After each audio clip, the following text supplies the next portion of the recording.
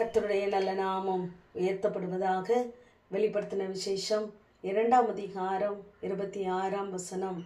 என் கிரியைகளை கை கொள்ளுகிறவன் எவனோ அவனுக்கு நான் என் பிதாவினிடத்தில் அதிகாரம் பெற்றது போல ஜாதிகள் மேல் அதிகாரம் கொடுப்பேன் என்று கர்த்தர் சொல்வதாக நாம் வாசிக்கிறோம்.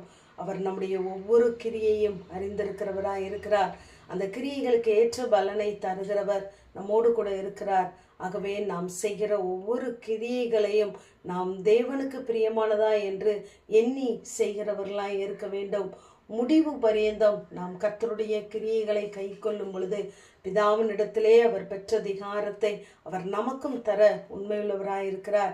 இங்கு தியத்ரா சபையை பார்த்து சொல்லுகிறார், உன் கிரியையையும் உன் அன்பையும் உன் ஊழியத்தையும் உன் விசுவாசத்தையும் உன் பொறுமையையும் நீ முன்பு செய்த கிரியைகளிலும் பின்பு செய்த கிரியைகள் அதிகமாயிருக்கிறது என்பதையும் அறிந்திருக்கிறேன். ஆனால் என்று சொல்லிவிட்டு 20ஆம் வசனம் கடைசியிலே தேவன் அருவருக்கிற காரியங்களுக்கு இடம் கொடுத்ததையும் அங்கு சுட்டி காட்டுகிறார். நம்முடைய வாழ்க்கையிலும் நாம் தேவனுக்கு பிரியமான அநேக கிரியைகளை நாம் செய்தாலும் தேவனுக்கு பிரியமில்லாத காரியங்களை நாம் சிலவற்றை செய்யும் பொழுது கூட அந்த அதிகாரத்தை நாம் இழந்து போகிறவர்களாய் இருக்கிறோம். ஆகவே நம்முடைய கிரியைகள் தேவனுக்கு முன்பாய் நீதி உள்ளதாய் இருக்க வேண்டும். ஆகவே நம்முடைய கிரியைகளை நாம் ஒவ்வொரு நாளும் ஆராய்ந்து பார்க்க வேண்டும். நாம் செய்கிறது தேவனுக்கு பிரியமானதா என்று. அவர் பிதாவின் இடத்திலே பெற்ற அதிகாரம் எப்படிப்பட்டதென்றால் அது வானத்தையும் பூமியையும் படைக்கத்தக்கதான அதிகாரத்தை அவருக்கு கொடுத்திருந்தார். வானத்திலும் பூமியிலும் சகல அதிகாரம் எனக்கு கொடுக்கப்பட்டு இருக்கிறது என்று சொல்லுகிறார். சகலமும் அவரை கொண்டு அவராலே சிருஷ்டிக்கப்பட்டது என்று சொல்லி பார்க்கிறோம். நாம் பார்க்கிற சர்வ சிருஷ்டியும் அவராலே உண்டாக்கப்பட்டது. அத்தனை பெரிய அதிகாரத்தை பிதா தேவனுக்கு கொடுத்தார். இங்கு அதிகாரம் உங்களும் அவருக்கு கீழ்ப்படுத்தப்பட்டு இருக்கிறது என்று 1 பேதுருவிலே நாம் வாசிக்கிறோம். அவர் பாவங்களை மன்னிக்க அவருக்கு அதிகாரம் இருந்தது, ஜீவனுக்குரிய அதிகாரம் இருந்தது. அங்கு யோபுவிலே நாம் வாசிக்கும் பொழுது சாத்தானை பார்த்து அவனுடைய ஜீவனை மட்டும் தொடாதே என்று சொன்னார். ஆகவே ஜீவனுக்கான அதிகாரம் அவருடைய கரத்தில் இருந்தது, நியாய தீர்ப்புக்கான அதிகாரம் இருந்தது என்று சொல்லி பார்க்கிறோம்.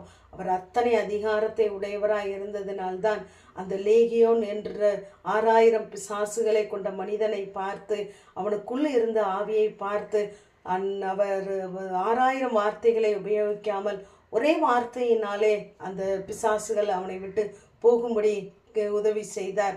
லாசருவை பார்த்து வெளியே வா என்று சொல்லி ஒரே வார்த்தையினாலே சொன்னபோது அவனுக்குள் ஜீவன் உண்டாயிற்று.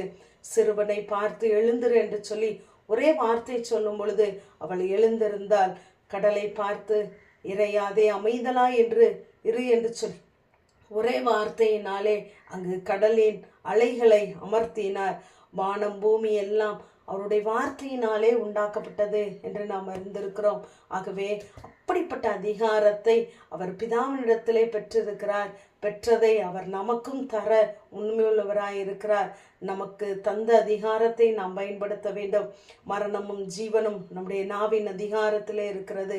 அதில் பிரியப்படுகிறவர்கள் அதன் கனியை புசிப்பார்கள் என்று நீதிமொழிகளிலே வாசிக்கிறோம். சத்ருவுக்கான மரணமும் நமக்கான ஜீவனும் நம்முடைய நாவின் அதிகாரத்திலே வைத்திருக்கிறார். நம்முடைய நாவை நாம் எதற்காக பயன்படுத்துகிறோம்? விசுவாசமான வார்த்தைகளை நாம் பேசுகிறவர்களாய் இருப்போமானால் அதற்குரிய கனியை நாம் புசிப்போம்.